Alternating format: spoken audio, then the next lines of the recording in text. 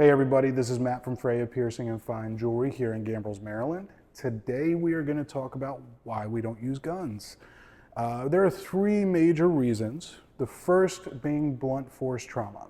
Basically, the gun mechanism works in a manner of forcefully pushing a piece of jewelry, generally going to be something that's a little more dull, through tissue. With blunt force trauma, it can create a lot of scarring, it can cause a lot of issues in the initial healing period, things of that nature.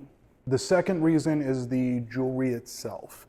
The jewelry itself, a lot of times, is not going to be the best quality jewelry. A lot of times it's going to be laced with things like nickel, sometimes even lead and other things that are a little more toxic to the human body. Another part of that is just there's not going to be a lot of polish on it, so the metal itself is going to be in actual contact with your skin. And even with the best quality metals, that's not something that's going to be ideal. The third reason is the gun itself. There's really no way to sterilize one of these guns. Generally, if they're made from plastic, the only way you're sterilizing is through heat.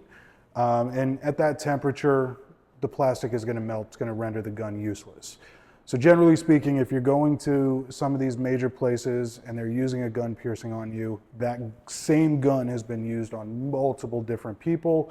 And at best, they're going to be cleaning it with some Clorox or other chemicals. And it's really only killing 80 to 90% of the bacteria. So anybody that's been pierced with that gun is now a part of you. So those are the three major reasons that we don't use guns. This also leads into the conversation of why we pierce with needles. Generally, needles are going to be a lot sharper. We know that people don't like needles. Nobody really does. And we know that the idea of a sharp needle is scary for some people.